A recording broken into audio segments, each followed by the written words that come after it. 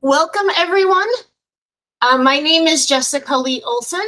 I am here today with Campaign Disability, and the WebEx you are here for is Inclusion is Power, Strengthening Advocacy with Disability Justice. I'm going to give us until the top of the hour, and then we'll get started in just a minute.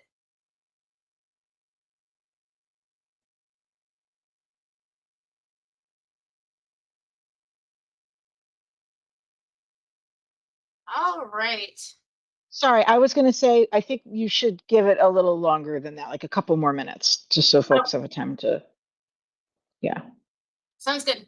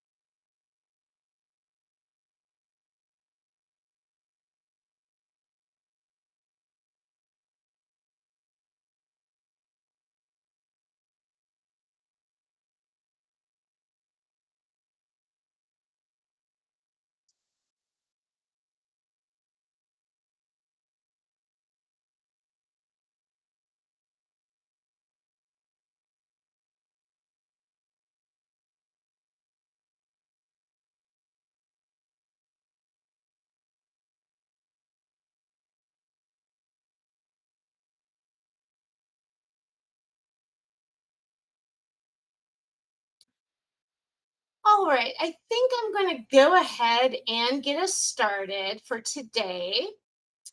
Welcome, welcome, welcome. This is Campaign Disabilities Inclusion is Power, strengthening your advocacy work with disability justice. I'm Jessica Lee Olson. And on the slide right now is a couple of things. On the left is a QR code that you can feel free to take a picture of that will send you to my contact information. I love hearing from people, especially their thoughts on the trainings that I do. So feel free to get in touch. Also on this slide is our agenda for today. First, I'm going to do a brief introduction to myself and the materials we're going to be covering. Then I'm going to give you my elevator pitch as to why you should center disability justice in your work. I'm then going to give you a very brief history of disability. And we're going to take a look at the evolution of disability rights into disability justice. And we're going to look at what disability justice looks like in our everyday organizing and political work. And then at the end, there's some time for questions. There is a QA that you can always drop questions into as I'm going through this presentation, and I'll be happy to pause and answer. I'm also keeping one eye on the chat, so feel free if you want to introduce yourselves or if you have something you want to comment on, feel free to do so. So let's get into the introduction. On this slide, I have my land acknowledgement and call to action. Chicago, where I am from, is located on the traditional unceded homelands of the Council of Three Fires, the Ojibwe, Odawa, and Potawatomi nations. However, we are all viewing this or attending here today from across the country, and we all live on land originally inhabited by Indigenous nations, land that Indigenous activists and water protectors are still defending.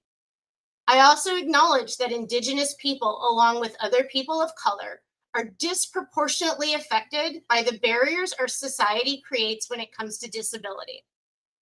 Therefore, my call to action today is to take out your phone or get on your laptop and make a donation of $5 to any Indigenous group. I am recommending Indigenous Women Rising, which can be reached at www.iwrising.org. But there are other really great groups out there too, including the NDN Collective.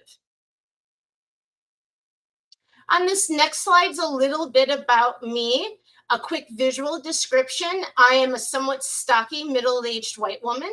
I have long, wavy brown hair and hazel eyes. I'm wearing glasses, a purple blouse, and a gray cardigan. And in the background is my office, which includes a bookshelf. My pronouns are she, they. I have multiple disabilities. One of the ones you can see that are obvious to you is my low vision, but I have several invisible disabilities as well. As far as my education, I have an MBA from Kellogg in data analytics, economics, and finance. I love data. I love talking to people about data. I love geeking out about data.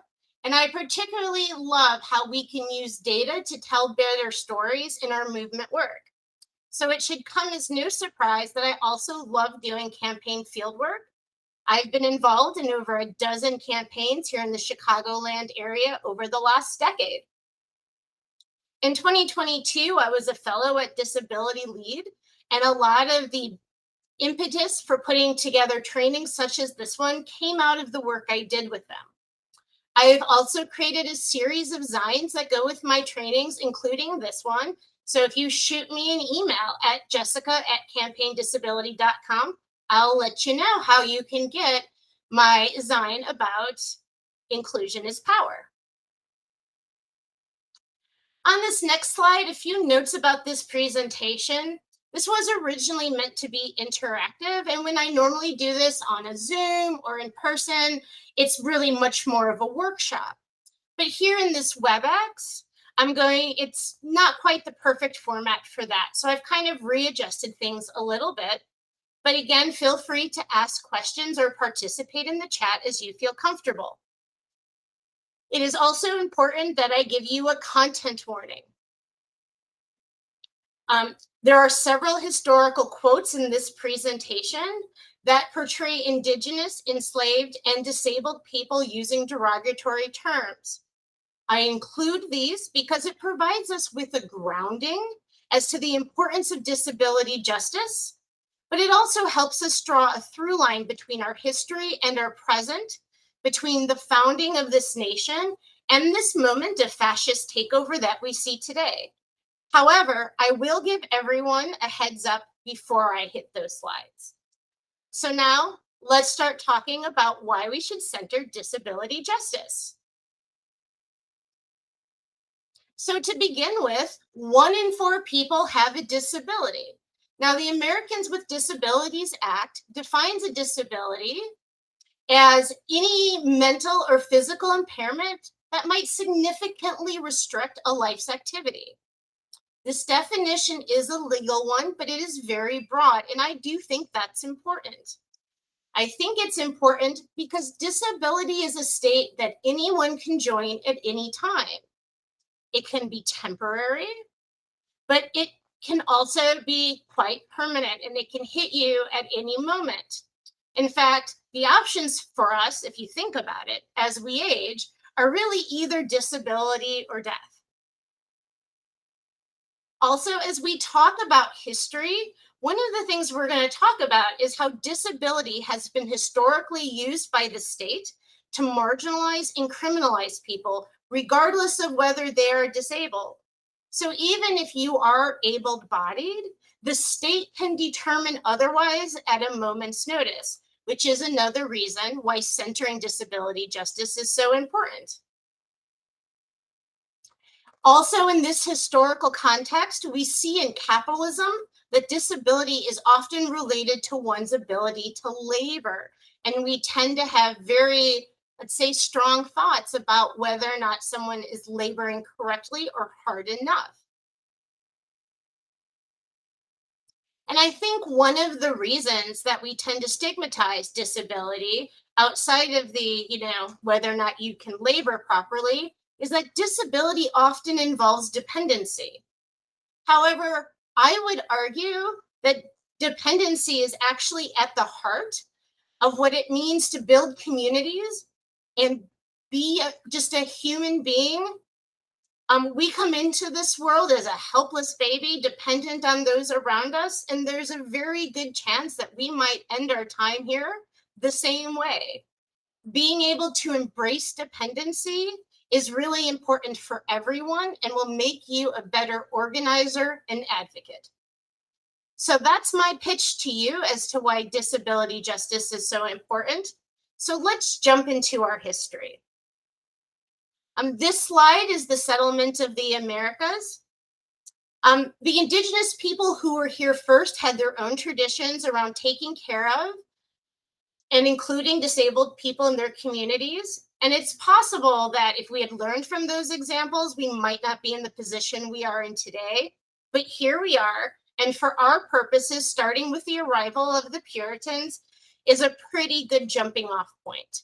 And on this slide, there is a black and white sketch of a Puritan family in a boat making their way onto shore. The Puritans are sort of known for being a little bit judgmental. So while it came to disability, they did view it as defined punishment. They believed in predestination. But for the most part, if you had a physical disability, that didn't prevent you from being involved with your family and your community. Maybe you couldn't be on your feet all of the time, but you could still keep an eye on the kids. You could perhaps still milk a cow or churn butter. Having a physical disability for the most part was simply considered unremarkable.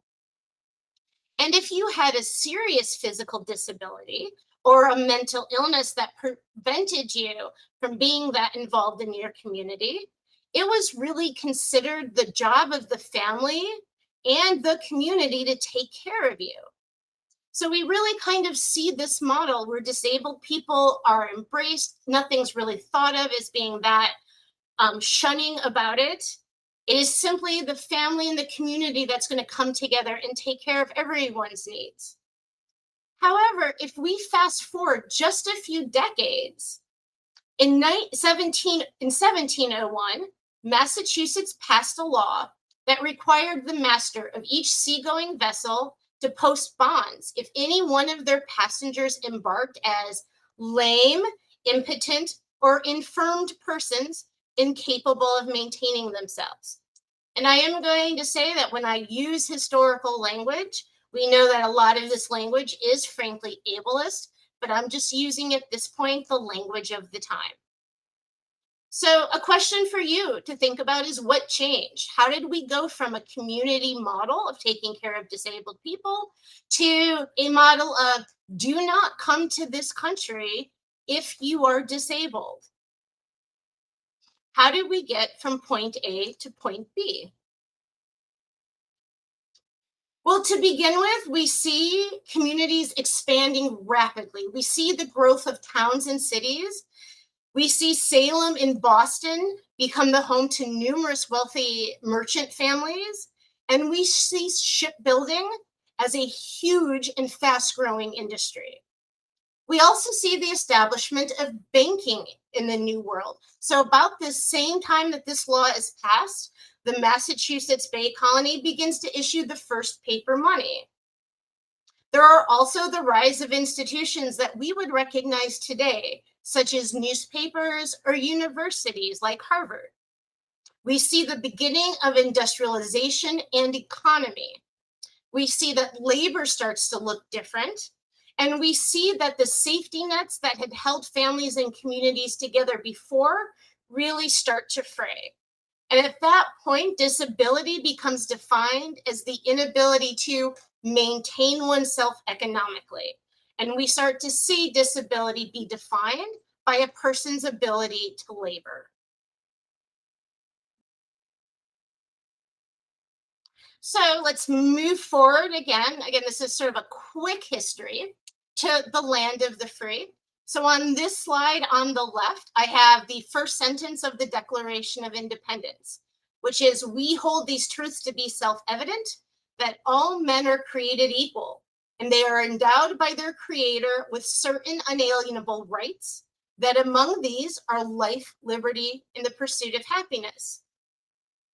And when I'm talking with people about disability justice and I come to this point, I always like to ask them what this quote means for them, because this is a very loaded first sentence of our Declaration of Independence, right? And our view of it is really sort of affected by our culture and our upbringing, our race, and our society. So on this next slide, I'm going to share two quotes from Thomas Jefferson, and I'm going to give you your first content warning, because Thomas Jefferson does not, in fact, believe that all men are created equal. So now here I have, as I mentioned, those two quotes. The founders of our country, the people who wrote the Declaration of Independence, needed to square these words with the reality of the genocide of indigenous people and the institution of slavery. So here are two examples from Thomas Jefferson himself. Within that same Declaration of Independence, where we are holding certain truths to be self-evident, he also writes that the king had failed in his duties by endeavoring to bring on the inhabitants of our frontiers, the merciless Indian savages, whose warfare is undistinguished destruction of all ages, sexes, and conditions. He also wrote in the 1800s Notes on a State of Virginia that while enslaved people were, in memory, they are equal to the whites, he continued on with, in reason, much inferior. In imagination, they are dull, tasteless, and anomalous. I include these quotes for two reasons. First, I do not believe that the founders were really complex men with complex thoughts about democracy. In fact, just the opposite. I believe they were quite simple in their motivations. They framed indigenous people as savages to steal their land, and they framed Africans as less than, so they had an excuse to steal their lives, their families, and their labor. But I think it's also important to point out that this is some of the earliest examples we have of the language of disability being used to subjugate or marginalize a group of people. I also like to mention that unlike in Europe, the American Revolution was not driven by a vision of social democracy. American exceptionalism has always been rooted in this myth of meritocracy. You have the right to pursue life, liberty, and happiness as long as you can secure those things for yourself. And if you cannot, it is because you're not trying hard enough. This is the story that society keeps trying to tell us. You can succeed if you try and put your mind to it. People who are successful are the ones who work the hardest, study the most, or have the most grit. And that is language that in and of itself is just excluding people who may not labor or show up in quite the same way as others. So on the next slide, we're going to see another example of this as we look at the ugly laws. And again, I'm going to give a content warning because the language included in these laws is in fact very ugly. So the ugly laws really start in 1867. We have completely left behind us in our rear view mirror the idea that disabled people ought to be cared for by the community. And instead, we're in San Francisco, a city seeing a huge, again, explosion of people with the 49ers, right, with the search for gold. So with this explosion of people comes what was believed to be a scourge of panhandling. And those panhandlers were often people who had been disabled in some way, shape, or form.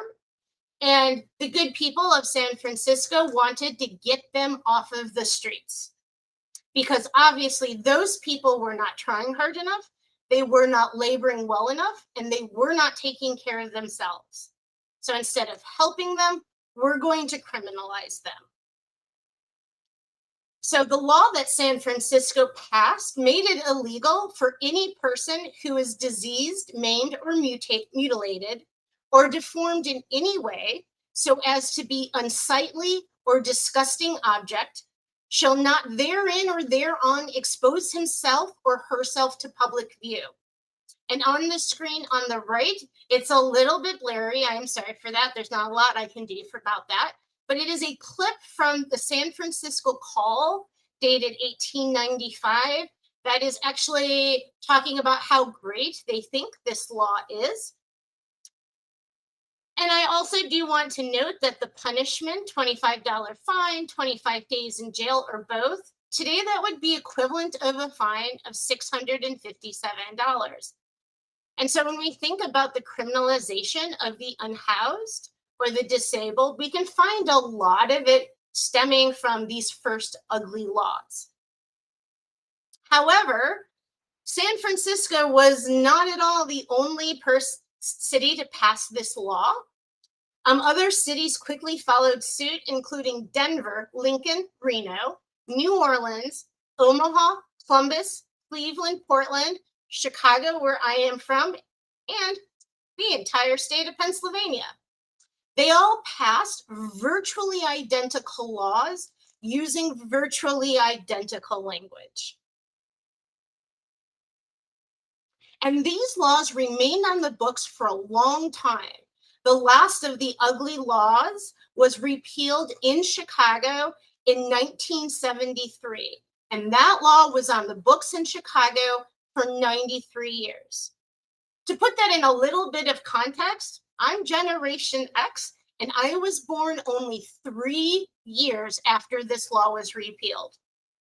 And on the right here, I have a picture of 2 Chicago cops, one in a full Chicago uniform, escorting a man using crutches to the police station in 1954. So this was still being used to criminalize folks up until the moment when these cities started repealing these laws. And while the last known ugly law was repealed in 1973, the actual last known arrest for violating an ugly law occurred in Omaha in 1974. At that time, there were a couple of police officers who were looking for an excuse to arrest an unhoused man. And the only thing they could find, because again, this man was not breaking any laws, was this ugly statute. And so they arrest him and they send the case up to prosecutors. But prosecutors noted, first of all, that Omaha had repealed its ugly law in 1967, but that how were they going to prove that someone is ugly, right? Just think about that for a moment. And so my question for you is, what are the modern versions of these ugly laws? Because they might be somewhat more subtle today, they still exist. And one version that I'm going to throw out there for you to think about are the anti-masking laws that are currently being proposed by Democrats in blue parts of this country. I would definitely consider that an extension of the ugly laws because A, it's targeting something disabled people are still very dependent on. And even if you are not disabled, if you show up at a protest and you've decided to wear a mask in community with disabled people or to protect yourself at this time of fascism, this law can be used against you. So now we've touched upon how criminalization was used to move disabled people and people the state did not want on the streets or out in public. We're next going to show how disability was used to involuntarily sterilize people. So we're going to now talk about Buck versus Bell. And again, I'm going to point out that the language of this court case, this very important court case, is in fact the language of eugenics. So we have Buck versus Bell. On the left, I have a picture of Carrie Buck and her mother in 1924 when they were reunited at the Virginia State Colony for Epileptics and Feeble-Minded. So to start us off, Indiana became the first state to allow for the involuntary sterilization of disabled people in 1907. Laws in other states soon followed, including in Virginia in 1924. However, as soon as this law was passed, the men who wanted to put it into effect, our eugenicists of the time, realized there wasn't really a precedent for this, right? There wasn't a legal precedent for involuntary forcing a medical procedure on someone who was not consenting. So they felt like before they could actually use this law, they needed to send it up to the Supreme Court and see what the Supreme Court would say. The case they found was that of Carrie Buck. Carrie Buck's mother Emma, again featured, shown in this picture, was a poor woman with small children, and her alcoholic husband had left her. So it is believed that she turned to sex work in order to provide for herself and her kiddos. Without any safety nets available to her, she found herself being arrested, charged, and again, this is simply the language of the time, with idiocy, and sent to this colony. Carrie is placed with a foster family where she goes to school and by all accounts does really well until her foster family decides, hey, you should actually stay home and do housework. When she's 17, she is raped by the cousin of her foster mother and she gets pregnant. And in order to avoid a scandal, Carrie is ruled to also be an imbecile. And again, that's the language of the time. And she's sent to the Virginia State Colony for Epileptics with her mother. And that's when they're reunited in this picture. Well, as soon as Carrie gets to this facility, the men in charge realize this is the perfect test case. Because not only do we have Carrie, who was considered unable to take care of herself, but we have her mother, Emma. And so John H. Bell, a eugenicist and physician in Virginia, he is pictured here on the right. He decides this is the case that we're going to go with. Carrie is given a lawyer. That lawyer files this lawsuit, but there was no actual defense of Carrie given. This was kabuki theater intended just to get this in front of the Supreme Court as soon as possible. In 1227, this occurs, and in this ruling, noted eugenicist Justice Oliver Wendell Holmes writes, "It is better for all the world if instead of waiting to execute degenerate offspring for crime or to let them starve for their imbecility, society can prevent those who are manifestly unfit from continuing their kind. 3 generations of imbeciles are enough." And again, I'm going to stress that neither Carrie nor her mother were disabled, and 3 generations refers also to Carrie's daughter, Virginia, who was left in the care of the same foster mother Carrie had, and who also did extremely well in school, but did pass away at the age of 8 from complications due to measles. So Buck versus Bell, this Supreme Court case, ruled that involuntary sterilization of disabled people did not violate the 14th Amendment. And this would clear the way for decades of sterilization of Indigenous, Black, and Brown women, regardless of whether or not they had a disability. And I am going to point out that Buck versus Bell is still what we would call good law. It has not actually been overturned. But now we're going to get to some of the highlights of the fight for disability rights. So the fight for disability rights sort of launches itself with the 1977 504 sit-in. The Rehabilitation Act of 1973 said that no program receiving federal funds could discriminate against a person with a disability. However, as those of us who work in politics know, laws without rules, regulations, and enforcement have very little teeth. So disabled people waited for 4 years to get that enforcement mechanism. And when none was forthcoming, they staged the 504 sit-in. And on this slide is also a picture from that time where hundreds of disabled protesters and allies gathered in San Francisco's Civic Center Plaza. You can see the building of the sit-in in the background. This sit-in lasted for 26 days. It's one of the largest federal sit-ins of the civil rights era. And it was supported by both faith organizations and the Black Panthers. Eventually, the Carter administration relents, and regulations were put forward that granted significant process towards integration and equal access. This meant that disabled students would finally be able to attend school. So again, this is only happening in 77. That's not that long ago. Even though this law was passed and federal funding is supposed to also be able to allow disabled people to use all federal services that get that money, this didn't happen for public transportation. So in Denver, Colorado in 1983, 19 members of the Atlantis community, a community for disabled people, started blocking buses with their wheelchairs, chanting, "We will ride." And on this slide, I have a picture that came out of those protests, taken on October 24th, 1983, outside the Hilton Hotel. And in this picture, we can see Bob Conrad from ADAPT. And we really see ADAPT, which is now a major disability organization, coming out of these protests. The P and the T stand for public transit. And there is also another wheelchair user in this picture who has a sign that says, "We can't even get in the back of the bus, accessibility now." And we're going to come back to that sign in just a moment.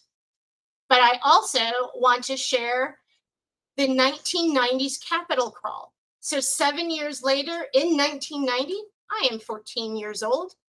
Over 1,000 disability rights activists from 30 states convene on the US Capitol to demand the passage of the Americans with Disabilities Act, the ADA.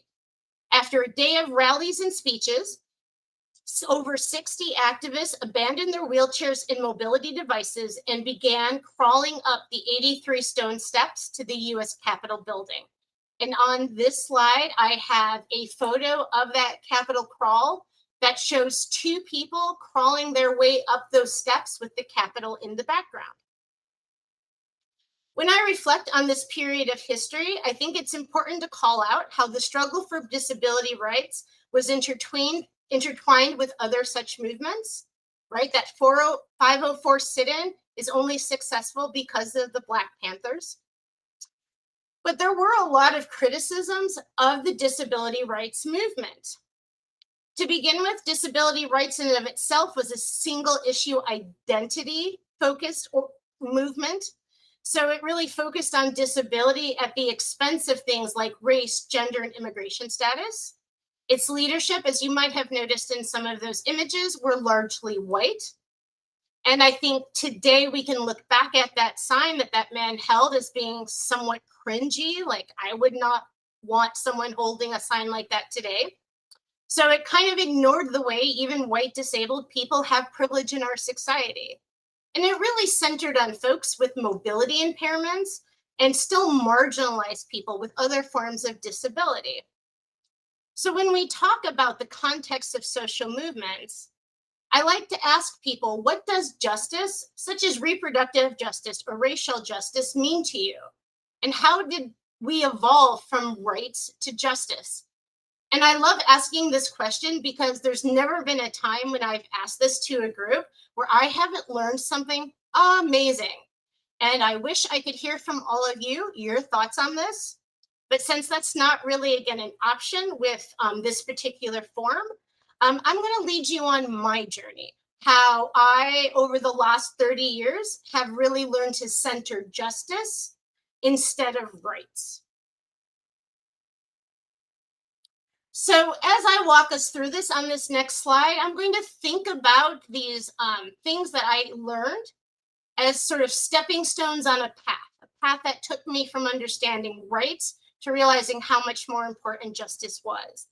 And the first sort of stepping stone in this path is intersectionality, right? As I mentioned, that 504 protest does not happen without the Black Panthers.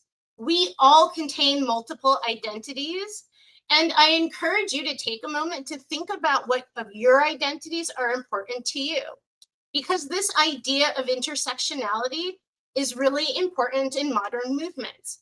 It was first introduced by feminist theorist Kimberly Crenshaw in 1989 to really describe how the experience of Black women, how they experience both racism and sexism in very specific ways.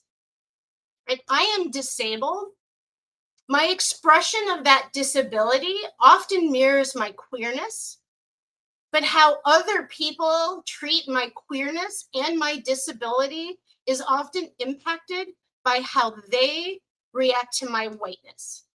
And how I treat others is not only just informed by my disability and my queerness, but also my faith. I consider myself to be a person of deep faith. So I think it is really important to have multiple check-ins with yourself about your identities because they can change over time.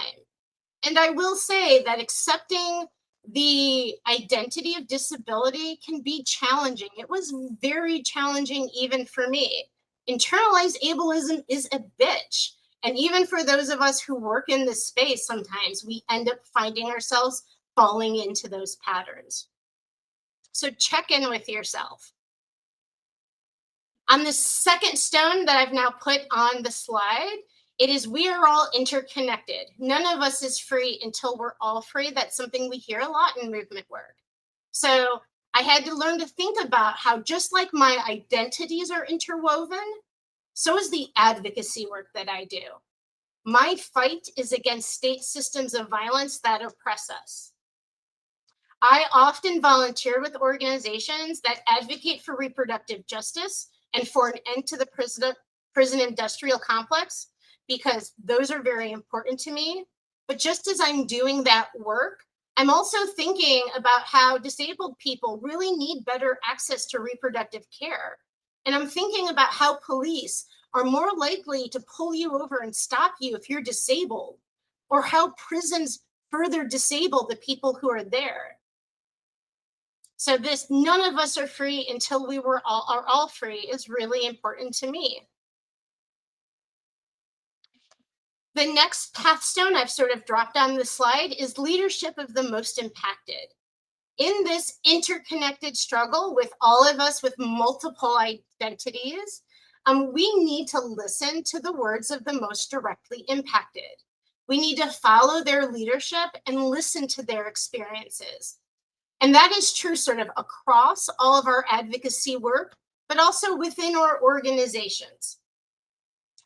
I recognize that the genocide in Palestine is a disability justice issue because I see every day how starvation and violence are disabling the people there.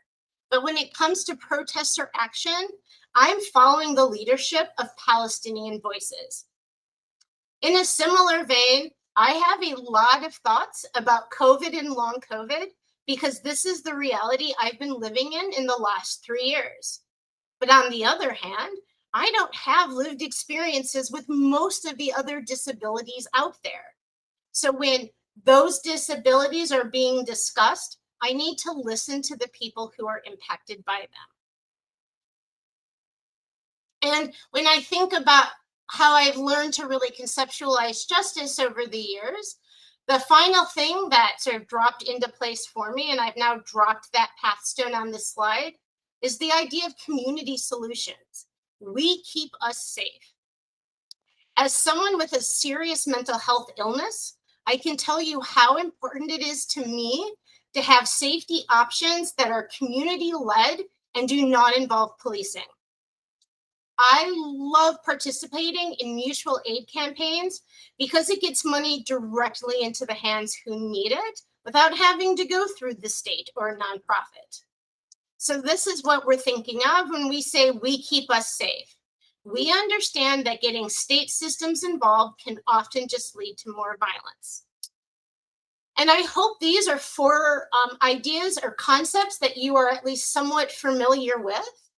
And whether you realized it or not, we have already hit on 4 of the 10 principles of disability justice. And the disability justice framework I'm going to introduce you to was put together by Sins Invalid. Sins Invalid is a disability justice-based movement building and performance project that celebrates disabled people. It is centered and led by disabled Black, Indigenous, and people of the global majority, as well as queer, trans, and non-binary disabled people. And I strongly recommend you checking out their programming at sinsinvalid.org. They have a great disability justice workbook. So let's take a look at the other 6 principles. So we've talked about intersectionality. We've talked about cross-movement organizing, leadership of the most impacted, and collective liberation. What a great 4 ways to start. So let's go through the rest of them. And as we add bricks to our path, you're going to notice how much larger our path is and how many more people can walk on it. So the 5th principle that I'm going to introduce here is an anti-capitalism politic. So we talked about this through line through history of disabled people being considered disabled because they're not laboring properly. So with this anti-capitalism politic, we recognize that as disabled people, our value has become rooted by what we can produce, and we need to reject that. And to me, this isn't simply a matter of rejecting capitalism in favor of socialism or some other ism. It's about valuing people for more than just their labor, for more than their money, and to realize that a person's worth is the expression of their whole self. It's about valuing people for all the different contributions we make. And that really takes us very nicely to the 6th principle that we're going to discuss, which is recognizing that wholeness. I think this is a really radical idea because we're not taught how to do this, right? We are taught to brag about our successes. Our social media is about all the great things that we do. But we are whole individuals, disabilities, flaws and everything. Our wholeness is what makes us unique as a person. And I got to tell you, as someone who is, as I mentioned, part of Generation X, this is the thing I struggle with the most, is how to love and recognize my wholeness. So part of being able to recognize our wholeness is being able to pace ourselves in this struggle. And that brings us to sustainability. I know that every day is a firehouse of new horrors, and we feel like we're called to put a stop to this and to protect our communities. But I'm not just in this movement to defeat fascism, although that's extremely important to me. I'm in this movement to build communities that provide people with what they need to live their whole lives. And work is going to be going on after we defeat this fascist uprising. So we have to make sure our work is sustainable and that it can continue for the long haul. Also, cross-disability solidarity. That means not just focusing on one disability over another, recognizing that the disabled community is huge. Again, 1 in 4 people have a disability. So we have to be mindful to that and make sure we're listening to all voices. And this is equally important inside whatever groups you're a part of. Interdependence. I made a pitch to you at the start of this presentation that being dependent on each other is what makes us human. So interdependence is an important part of this struggle. We need to allow ourselves to be cared for by others, and we also need to be willing to care for others in our community.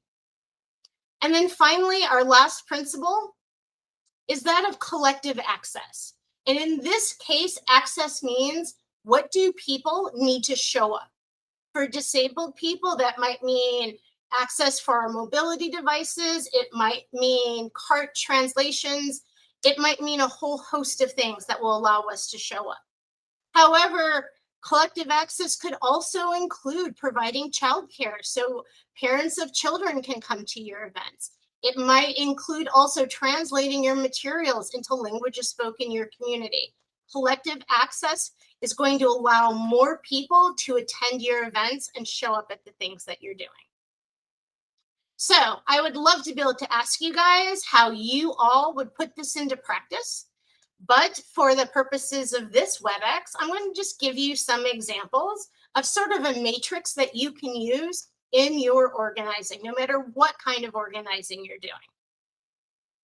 So on this slide, what disability justice looks like, I'm asking the question, how can we include disability in our advocacy and political work? So I'm going to start with intersectionality. What are the obvious intersections in your work, and how does disability intersect with it?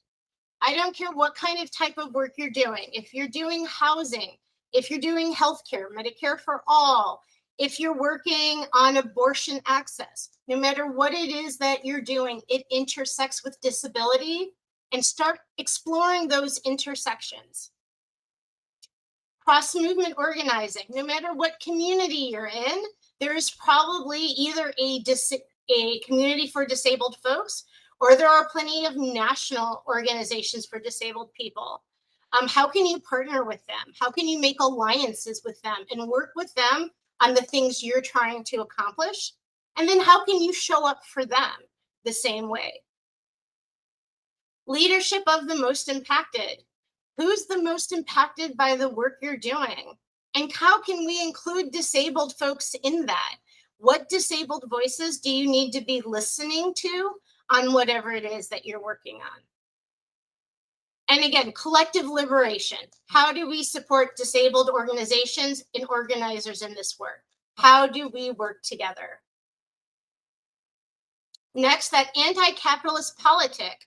Think about ways to pull your organizing out of the constraints of capitalism and realize there are so many other great models out there that people are experimenting with every day. This includes mutual aid, clothing swaps, food drives, etc. Can you use a sliding scale for events or for merch? How can we remove ourselves just a little bit? How can we take just a step back from the demands that capitalism places on us?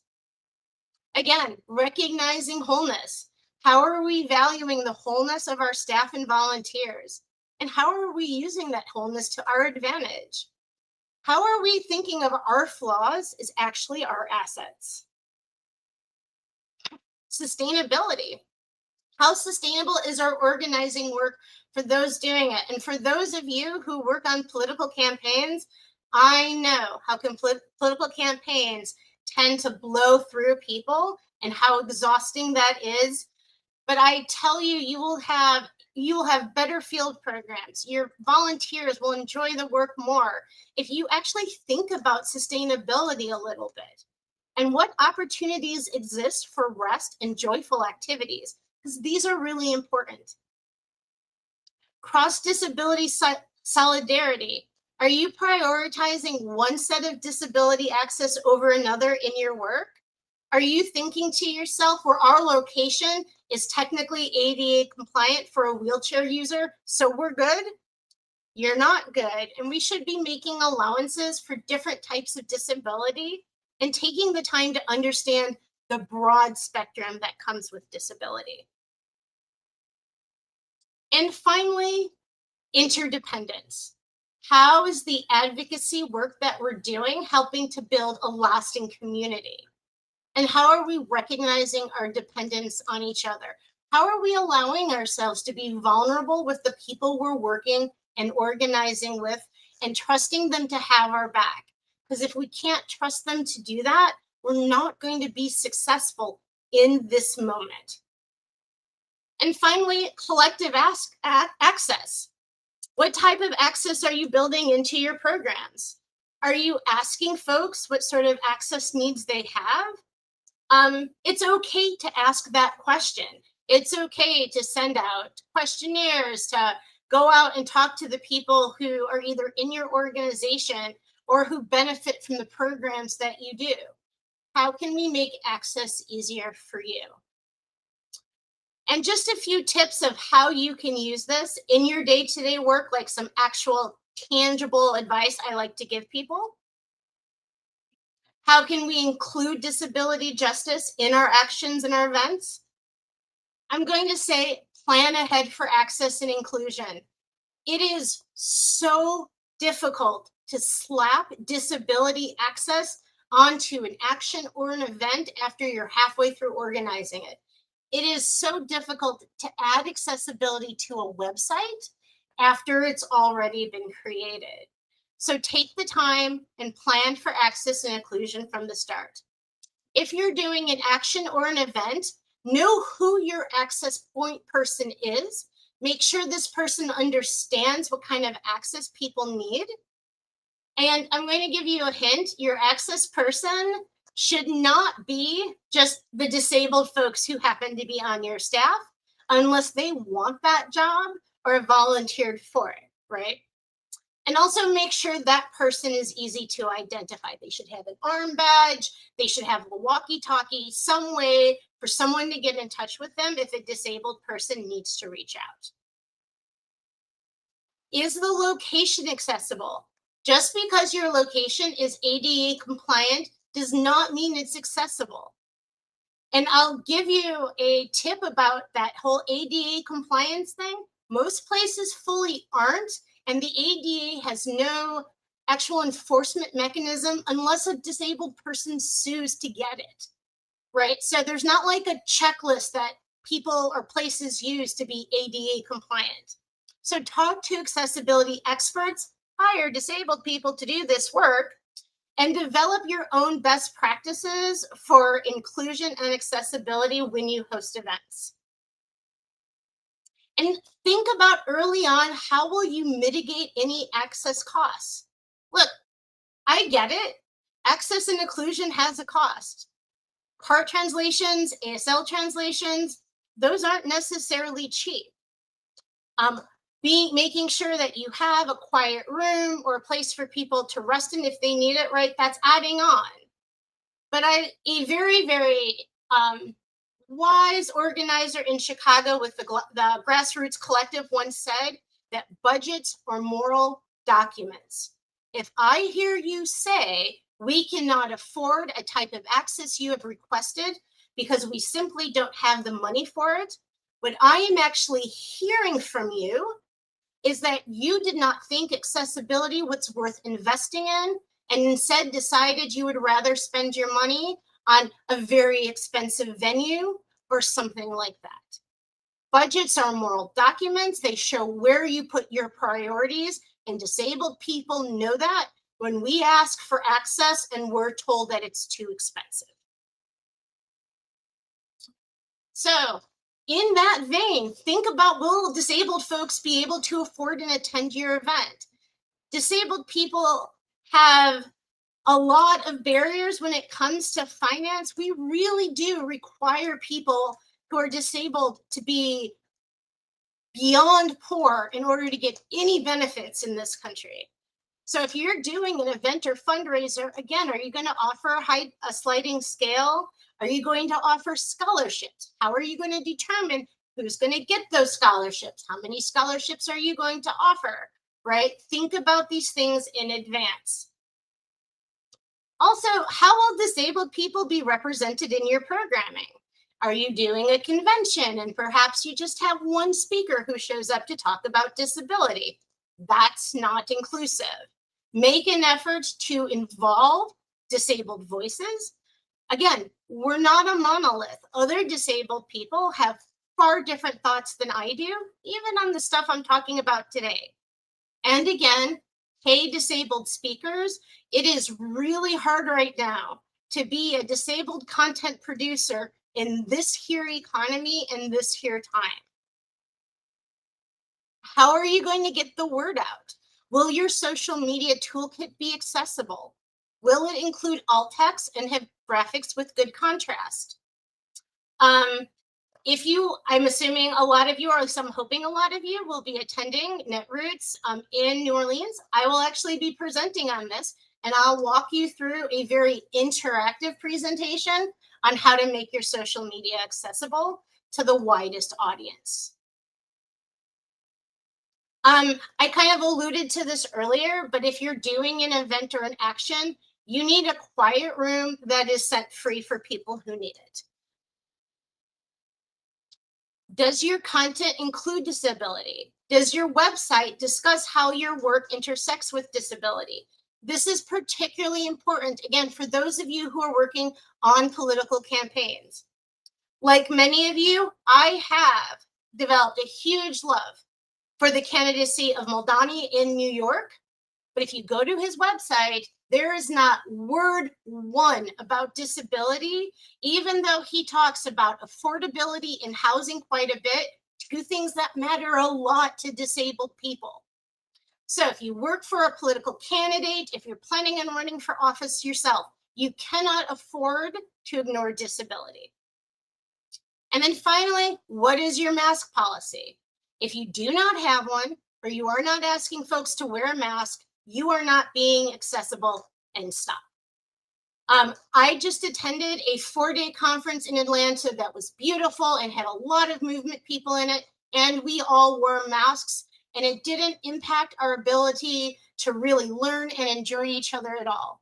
It's doable, and it's going to make the event safe for disabled people and for others. And if you're not willing to mask up to help protect my health, I'm going to remind you, we're in a time of fascism. You should mask up not just to protect your health, but your identity.